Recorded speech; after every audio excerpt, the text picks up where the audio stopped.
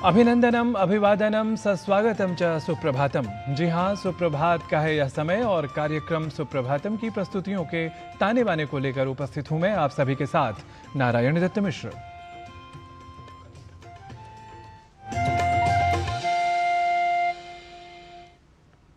सुप्रभात का आरंभ करते हैं संस्कृत वाङ्मय के एक विशेष श्लोक के साथ। वह श्लोक है पुनः प्रभातम पुनरेव शर्वरी पुनः शशांकः पुनरुद्यते रविः कालस्य किं गच्छति याति यौवनम तथापि लोकः कथितम न बुध्यते। इसका अर्थ है कि फिर से सुबह होती है, उसी तरह फिर से रात आती है, फिर से चंद्र का और पुनः सूरज का उदय हुआ करता है। वस्तुतः समय का क्या जाता है, वह तो हमेशा ही गतिशील है, पर हाँ, इस बीच हमारी आयु अवश्य ही क्षीण होती रहती है। पर ऐसे में भी लोग अच्छी कही हुई बातों को, तथ्यों को नहीं समझ पाते। पर अधिक चिंता क्यों, क्योंकि कार्यक्रम सुप्रभातम में हम उन्हीं अच्छी बातों को, तथ्यों को, ज्ञान विज्ञान से अनुप्राणित तथा प्रमाणित परंपराओं को ही आप सभी के समक्ष प्रस्तुत करने को रहते हैं तत्पर। तो इसी तत्परता को अपने विशेष उपक्रमों के साथ प्रस्तुत करने का हो गया है अब समय। आइए समय के महत्व से जुड़े हमारे प्रथम प्रभाग आज के पंचांग के साथ आरंभ कर लेते हैं आज के सुप्रभातम का। आज का पंचांग युगाब्द 5127, विक्रम संवत 2082, शक संवत 1947, दक्षिणायन, कार्तिक मास, कृष्ण पक्ष, चतुर्थी तिथि, शुक्रवार, कृत्तिका नक्षत्र। आज का दिन सभी के लिए मंगलमय हो।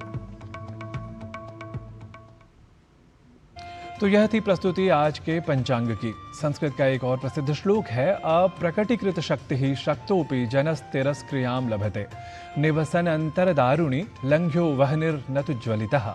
इसका अर्थ है अपना बल प्रकट न करने वाले बलवान व्यक्ति की भी उपेक्षा ठीक उसी तरह हो जाया करती है जैसे जब तक आग लकड़ी में सुषुप्त अवस्था में विद्यमान होती है तो लोग उसे आसानी से लांघ जाया करते हैं। वस्तुतः उसी लकड़ी में जब आग ज्वलित हो जाया करती है तब लोग उस ज्वलित अग्नि से युक्त लकड़ी की उपेक्षा नहीं करते।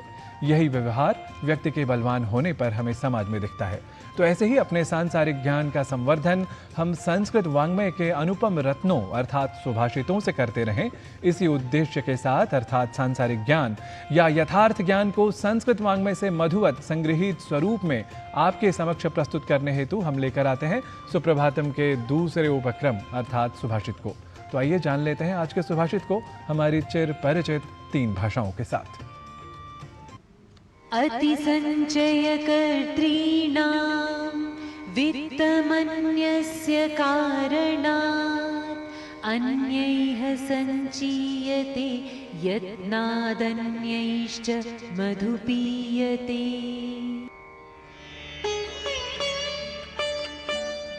अनावश्यक जमा किया गया धन ठीक वैसे ही व्यर्थ चला जाता है जैसे मधुमक्खियों द्वारा बड़े परिश्रम से जमा किया गया मधु, जो हमेशा ही दूसरों द्वारा उपभोग किया जाता है। Hoarded money goes waste, like honey gathered by bees so painstakingly is only enjoyed by others. और सुप्रभातम में अब क्रम है भारतीय ज्ञान परंपरा से जुड़ी प्रस्तुति का। उत्तराखंड के सिरकुट पर्वत पर स्थित है मां सुरकंडा देवी का मंदिर। यह मंदिर 51 शक्तिपीठों में एक माना जाता है जहां माता सती का शीश गिरा था।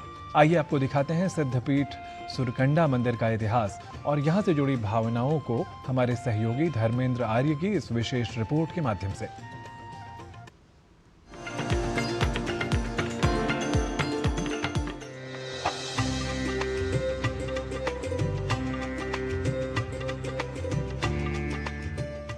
भारत की पर्वत श्रृंखलाओं में शक्ति के केंद्र तीर्थ रूप में विद्यमान हैं। 51 शक्तिपीठों में से लगभग 10 शक्तिपीठ उत्तराखंड में ही स्थित हैं। इन्हीं में से अद्वितीय है एक ऐसा शक्तिपीठ जहां केवल श्रद्धा ही नहीं बल्कि भारतीय ज्ञान परंपरा की गूंज भी सुनाई देती है। यह शक्तिपीठ है टिहरी के कद्दूखाल ग्राम के समीपस्थ पर्वत शिखर पर स्थित सुरकंडा देवी का मंदिर। देवी सती को समर्पित इस सुरकंडा देवी मंदिर का इतिहास पौराणिक है। देवी सती भगवान शिव की पत्नी और राजा दक्ष की पुत्री थी।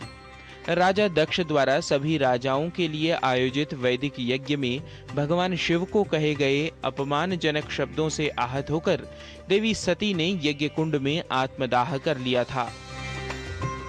तदनंतर देवी सती के पार्थिव शरीर को आकाश मार्ग से ले जाते समय देवी के अंग जहां भी गिरे वहां तीर्थरूप शक्तिपीठ स्थापित हुए। उत्तराखंड के इस स्थान पर देवी सती का शीश गिरा, अतः यह स्थान सिरकंडा कहलाया, जो कालांतर में सुरकंडा नाम से प्रसिद्ध हो गया। सिद्धपीठ सुरकंडा देवी मंदिर धार्मिक स्थल होने के साथ साथ एक ऐसा रमणीय स्थल भी है जहां हर कोई बार बार आना चाहता है। इस मंदिर में देवी का स्वरूप एक शिला के रूप में विद्यमान है। मंदिर प्रांगण से बद्रीनाथ, केदारनाथ, तुंगनाथ, चौखंबा, गौरी शंकर और नीलकंठ समेत कई पर्वत श्रृंखलाएं दिखाई देती हैं।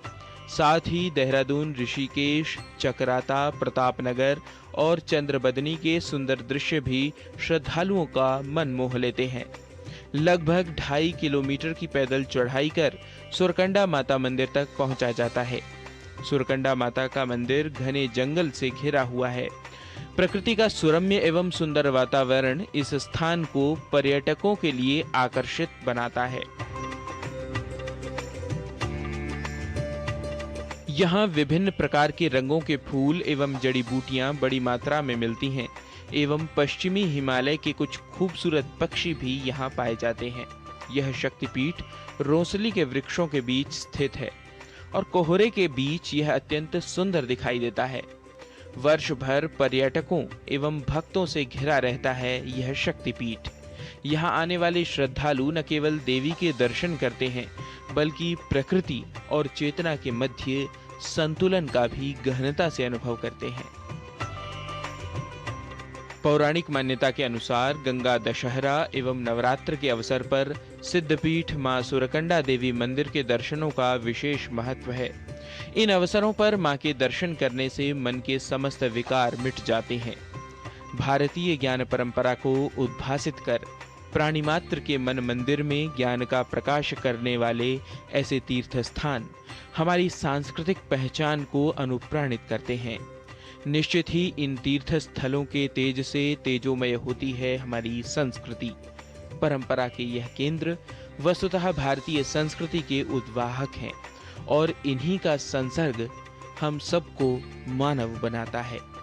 गवीश द्विवेदी के साथ धर्मेंद्र आर्य की रिपोर्ट, डीडी न्यूज।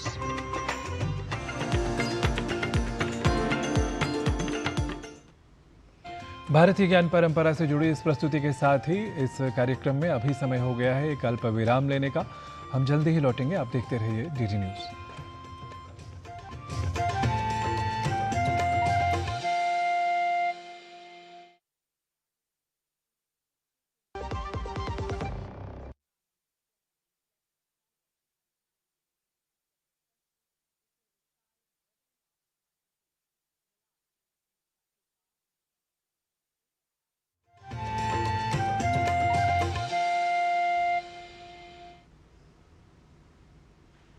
शोर शराबे की भीड़ में जब आपको देखनी हो पूरी खबर, तो आपके लिए है डीडी न्यूज का prime time show news night. नमस्कार, न्यूज नाइट में सियासत का दांव,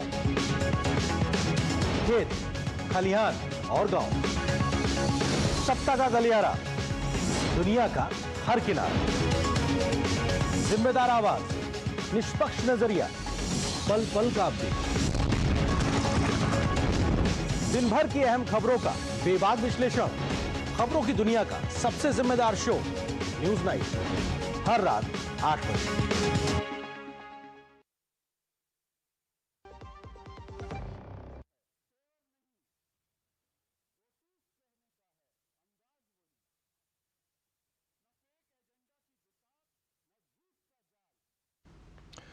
सुप्रभातम में आप सभी का एक बार फिर से स्वागत है। अब बढ़ते हैं आगे। आज विश्व मानसिक स्वास्थ्य दिवस है। बेहतर जीवन के लिए मानसिक स्वास्थ्य का विशेष महत्व है। तनाव काम से संबंधित हो तो समस्या का कारण बन सकता है। मानसिक समस्याओं से बचाव कर मानसिक स्वास्थ्य को कैसे बेहतर बनाया जा सकता है, आइए समझते हैं हमारी सहयोगी ने किरण भारद्वाज की इस विशेष रिपोर्ट के माध्यम से।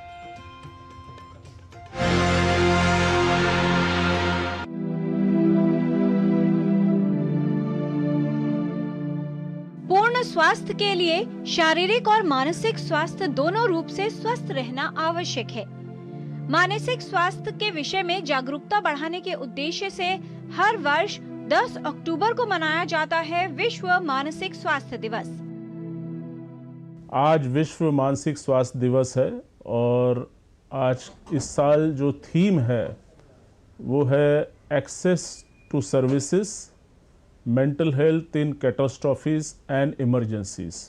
मानसिक स्वास्थ्य का बहुत बड़ा महत्व है। ज़्यादातर ध्यान जो रिलीफ में फिज़िकल हेल्थ का होता है, मगर ये देखा गया है वर्ल्ड ओवर कि उसमें कहते हैं mental health and psycho social support is very very important.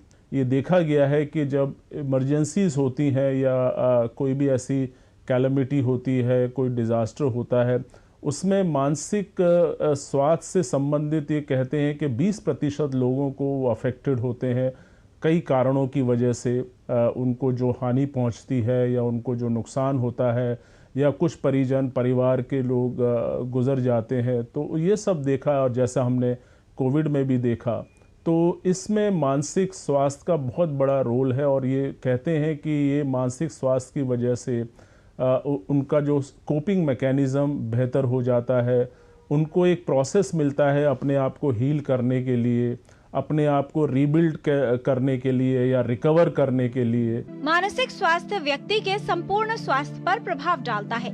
यदि मानसिक स्वास्थ्य ठीक न हो तो व्यक्ति को जीवन में कई प्रकार की समस्याओं का सामना करना पड़ता है। मानसिक स्वास्थ्य से व्यक्ति को अपनी क्षमताओं का पता चलता है और उसके भीतर आत्मविश्वास आता है, जो जीवन में तनाव का सामना और कठिन परिस्थितियों का सामना करने में सहायक सिद्ध होता है।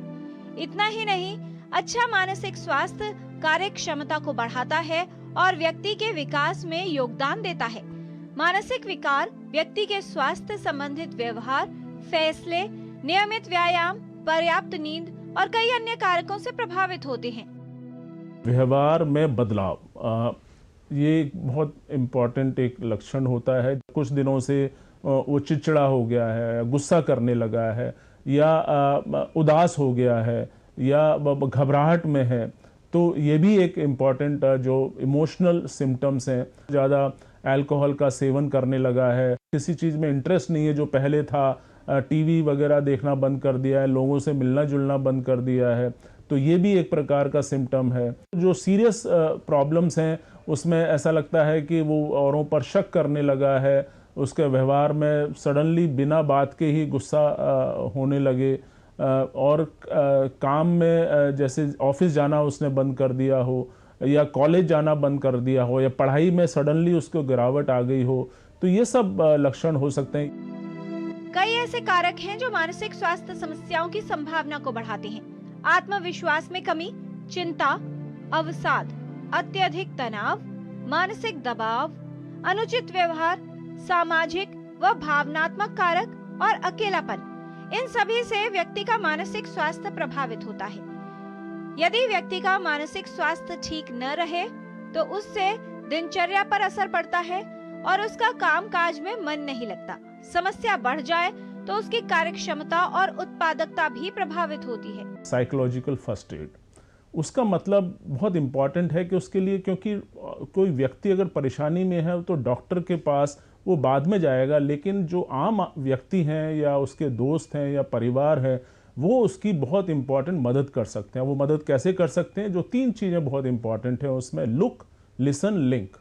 कहने का मतलब है कोई व्यक्ति अगर कष्ट में है, परेशानी में है, तो एक उसके साथ आप बातचीत करें, उसको देखें, उसको समझें, वो उसमें जो उसको एक सेफ जगह पे ले जाएं। Promotion of mental wellbeing during these times is very very crucial and important. और बहुत सारी चीज़ें ऐसी हैं, जैसे नियमित रूप से आप एक्सरसाइज कर सकते हैं, योगा है, मेडिटेशन है, जो लाइफस्टाइल चेंजेस हैं, आपका खान पान है, आपकी एक्टिविटीज़ हैं, ये सब का रोल बहुत इम्पॉर्टेंट है। अपने जीवन शैली को सुधार कर आप काफ़ी हद तक मानसिक समस्याओं से प्रिवेंट कर सकते हैं।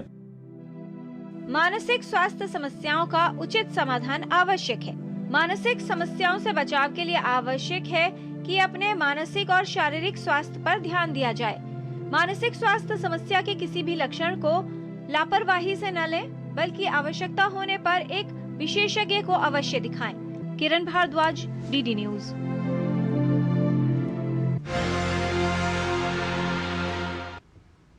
योग स्वस्थ जीवन का आधार है। चिंता को कम करने में उपयोगी है योग। बेचैनी या व्यग्रता को कम करने में योग कैसे उपयोगी होता है, यहाँ प्रायोगिक योग के माध्यम से आप जान लेते हैं। तो आइए देखते हैं योग से जुड़ी हमारी इस विशेष प्रस्तुति को। नमस्ते, मैं हूं आचार्य प्रतिष्ठा। एंजाइटी यानी क्या घटित होने वाला है उसको लेकर जब हम एंग्शियस होते हैं, क्या घटित होने वाला है हमें नहीं पता, क्या घटित हो चुका है उसे हम परिवर्तित नहीं कर सकते। इसीलिए योग हमें आज में जीना सिखाता है। जब हम अतीत में जीते हैं तो हम तनाव में या अवसाद में जीते हैं। जब हम भविष्य में जीते हैं तो हम एंजाइटी में जीते हैं। एंजाइटी एक ऐसी समस्या है जो जीवन में अनसर्टेनिटी, जो कि है ही है, उसके कारण हो जाती है। ऐसे में क्या करना है, हमें थोड़ा सा ऐसा अभ्यास जो पहली चीज हमारे माइंड को थोड़ा सा डिस्ट्रैक्ट करे, और दूसरी चीज जो हमारे शरीर और मन दोनों को थोड़ा सा सिंक्रोनाइज करे। ऐसे दो अभ्यास आज हम आपको बताने वाले हैं। आप इनका नियमित रूप से अभ्यास करें। जिस वक्त आपको एंजाइटी हो रही है तब भी इनका अभ्यास कर सकते हैं, लाभ होगा। या फिर एंजाइटी नहीं है पर रेगुलर में अभ्यास करें तो एंजाइटी नहीं होगी। पहला अभ्यास है आनंद गति। आनंद गति के लिए आप क्रॉस लेग्ड पोजीशन में बैठेंगे, पद्मासन में बैठ सकते हैं, बहुत अच्छा, नहीं तो अर्ध पद्मासन में बैठ जाए, नहीं तो चौकड़ी मार करके भी बैठ सकते हैं। इस स्थिति में आना, दोनों हाथों को ऐसे खोल देना कि उंगलियां चारों दिशाओं में खुली हुई हैं। यहां से कमर से पेंडुलम जैसा मूवमेंट देना है, आंखें बंद रहेंगी। Right, left, right, left. आप इसे 15 से 20 बार तक रिपीट कर सकते हैं। वापस आ जाएं, हाथों को वापस ले आएं। अगर आप इसका अभ्यास करते हुए सुगम संगीत लगा लें या ओमकार का मानसिक उच्चारण कर सकें, मेंटल चैंटिंग, बहुत बहुत लाभकारी है। आनंद गति के बाद जो दूसरा अभ्यास आप लेंगे वो है शशांक भुजंग गति। शशांक भुजंग, जैसा हमने कहा, भारत योग की ये जो गतियां हैं, गति मतलब मूवमेंट, और मूवमेंट हमें एंजाइटी से, डिप्रेशन से, समस्याओं से दूर करता है। शशांक भुजंग गति के लिए आप इस तरह से वज्रासन में बैठेंगे। दोनों हाथों को पहले इस तरह से टिका दीजिए, कमर को ढीला होने दीजिए, गर्दन को, कुपड़ी को, कहीं कोई तनाव, रुके थोड़ी देर।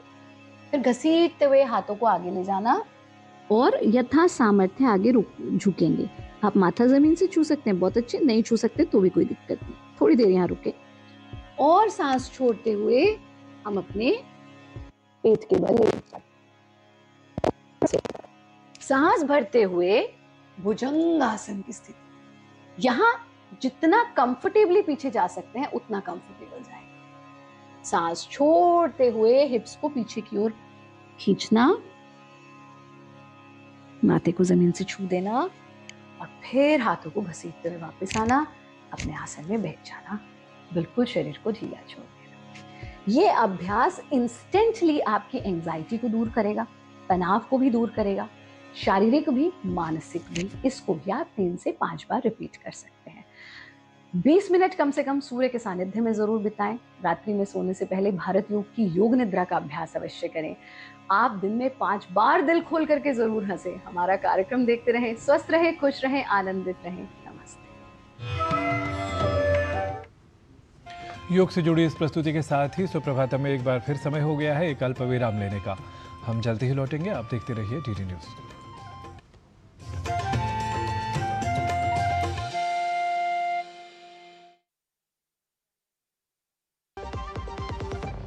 हिंग देना, वो वाली MDH की सुपर हीट। जिन्होंने यूज किया है वो जानते हैं असली हींग का स्वाद। MDH सुपर हीट, शुद्धता का असली तड़का। असली मसाले सच सच MDH। ये विशाल है ना, इसका सब प्रॉपर चलता है। कल उसके बैंक अकाउंट में 15,000 रुपए का फ्रॉड हुआ है, पता है? इसको तो कोई टेंशन ही नहीं होती है, देखना। टेंशन क्यों? मेरी कोई गलती नहीं थी।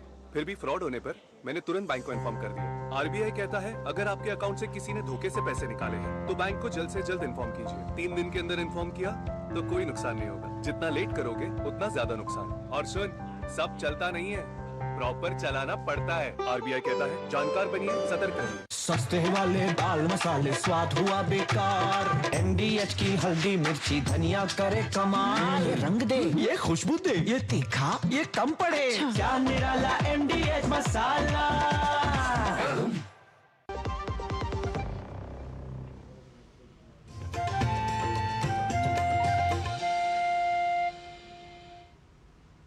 सुप्रभातम की प्रस्तुतियों के क्रम में अब संस्कृत पाठशाला प्रभाग की ओर बढ़ते हैं और जान लेते हैं संस्कृत शब्दों के बारे में जिन्हें हम पद भी कहा करते हैं। इन्हीं तथ्यों को बता रहे हैं हमारे सहयोगी डॉक्टर गवीश द्विवेदी।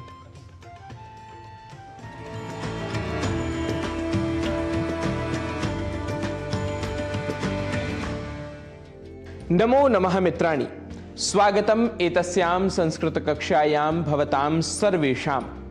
मम नाम गवीशः। मित्रों, संस्कृत पाठशाला के पिछले सत्रों में हमने पदों के मूल शब्दों को पहचानना सीखा था। आज हम इन शब्दों के अंत वर्ण को जानकर अंत व्यवस्था को समझेंगे। सबसे पहले उदाहरण मेरे नाम का ही ले लीजिए।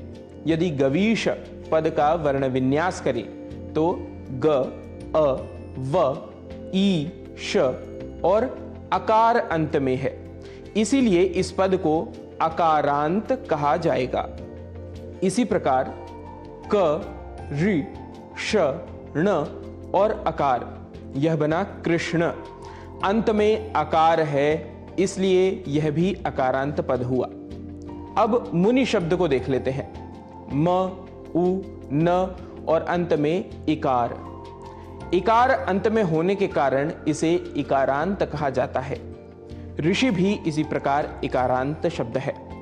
इसी क्रम में उदाहरण के रूप में गुरु शब्द लेने पर ग, उ, र और अंत में उकार। उकार अंत में होने के कारण इसे उकारांत कहा जाता है। पितृ, इस शब्द पर ध्यान दें तो प, ई, त और ऋकार। ऋकार से अंत होने के कारण यह ऋकारांत शब्द हुआ। ध्यान रखें, यह सभी पुल्लिंग शब्दों के उदाहरण हैं। अब स्त्रीलिंग शब्दों को भी समझ लेते हैं। माला, यदि यह शब्द हो तो वर्ण विन्यास के अनुसार म, आ, ल और आकार, तो यह आकारांत शब्द हुआ। इसी के अनुरूप सीता, गीता आदि आकारांत स्त्रीलिंग शब्द कहलाते हैं। बात करें शालिनी इस शब्द की तो श, आ, ल, ई, न और अंत में ईकार। ईकार से अंत होने के कारण यह ईकारांत शब्द कहलाता है। इसी प्रकार नलिनी, नंदिनी आदि भी ईकारांत स्त्रीलिंग शब्द हुए। पुल्लिंग एवं स्त्रीलिंग के बाद यदि उदाहरण नपुंसक लिंग का लें तो फल, इस शब्द में फ, अ, ल और अंत में अकार, तो फल अकारांत नपुंसक लिंग का शब्द हुआ। इसी क्रम में पुस्तक, पुष्प, भवन, राष्ट्र, यह सभी अकार से अंत होने के कारण अकारांत शब्द कहलाते हैं। एक और उदाहरण है वस्तु, यह उकारांत नपुंसक लिंग शब्द है। मित्रों, वैसे शब्दों के लिंग का ज्ञान सामान्यतः अभ्यास एवं प्रयोग के आधार पर दृढ़ होता जाता है। जिसका जितना अभ्यास उसकी उतनी ही शब्दों के लिंग ज्ञान पर पकड़। लेकिन सामान्य कुछ शब्दों का ज्ञान हमें होना ही चाहिए जिससे हम प्रारंभिक वाक्यादि निर्माण में दोष न करें। वैसे दोष करना कोई बड़ी बात नहीं है, लेकिन दोष को बार बार करना भी उचित नहीं है। अतः हमारे प्रभाग को ध्यान से देखा एवं सुना करिए, इससे आपका अभ्यास दृढ़तर होगा। मित्रों, आज की कक्षा में इतना ही। पुनरपि आपसे होगी भेंट, तब तक के लिए नमस्कार।